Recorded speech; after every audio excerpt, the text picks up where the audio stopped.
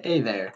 So, what we're starting this unit is going to be electrostatics. So, that's the physics that deals with the phenomenon due to attractions or repulsions of electric charges. So, we've talked a little bit about some fundamental forces like gravity and things like that. One of the next big ones we're going to hit is electromagnetism. So, there's a lot to unfold for electromagnetism. So, we're starting with what's called electrostatics. Electrostatics is dealing with electric charge and electric fields that aren't moving. So here you see electro for electricity and static means not moving. So first we're going to start off with electricity of charged particles, charged atoms, and things of that nature. So today we're going to start with charges and the atom. So for a quick history, the idea that the smallest thing can be called an atom has been around for a long time. So this isn't too new. Democritus from 400 to 300 BCE from Greece was the one who started talking about this. Um, and also, just if you didn't know, BCE means before Common Era. For a long time, people just used BC for before Christ. And some people still do, but in science, we use BCE, means before Common Era. So just an idea of where this was happening, where Greece is on the map. This is kind of Eastern European. So over the past 2000 plus years, we've been thinking about the atom and we've been improving our model. So we have a better model today. And the way we model it out is an atom has three parts: electron, proton, neutron. And we're talking about electric charges. When we talk about electric charges, we have positive and negative. Electron has a negative charge and is outside the nucleus. A proton is a positive charge and is in the middle. That's a little easy to remember, proton positive. And a neutron is neutral or no charge. Again, neutron, neutral, that should be a little easy to remember. So in this class, we're going to use the Bohr model. It isn't the most current idea of an atom, but it is very useful. We talked about a little bit before where even if we're not using the most complicated formula, we can still use it to solve a lot of useful things like we were doing with like rocket ships and balls falling and whatnot. So this model will work for us. Bohr was from Denmark, so more of Team Europe.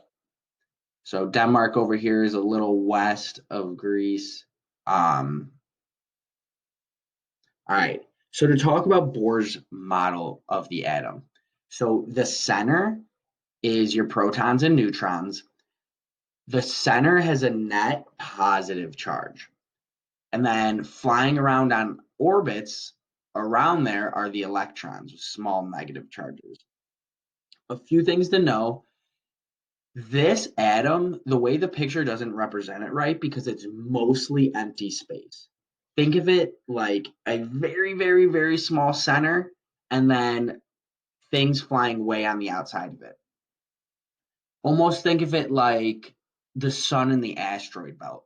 The sun is huge and really dense, and that's the center, but there's a bunch of space in between the things flying around it.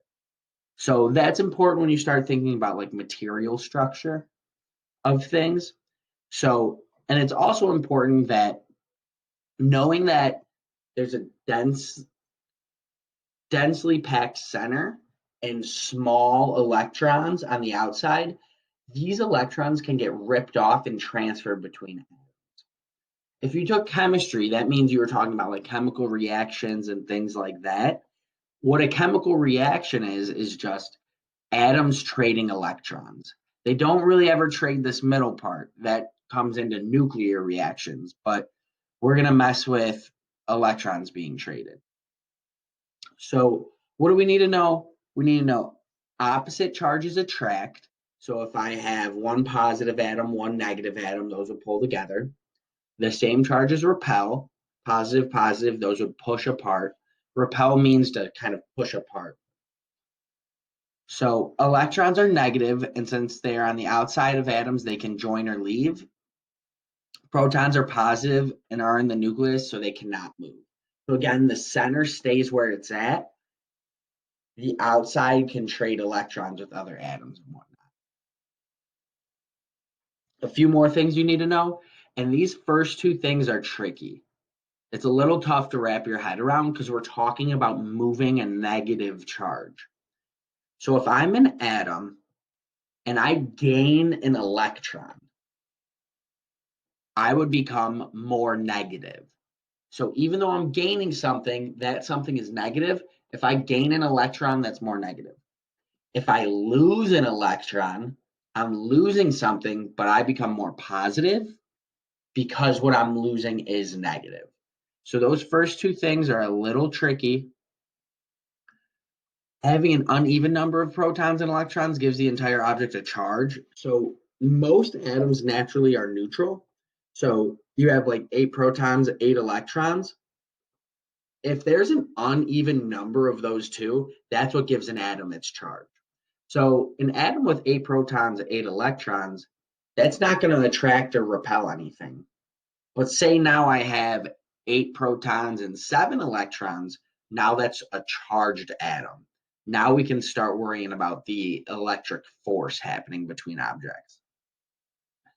If you charge an object, it's gaining or losing electrons. So this goes back into the idea that the middle doesn't move.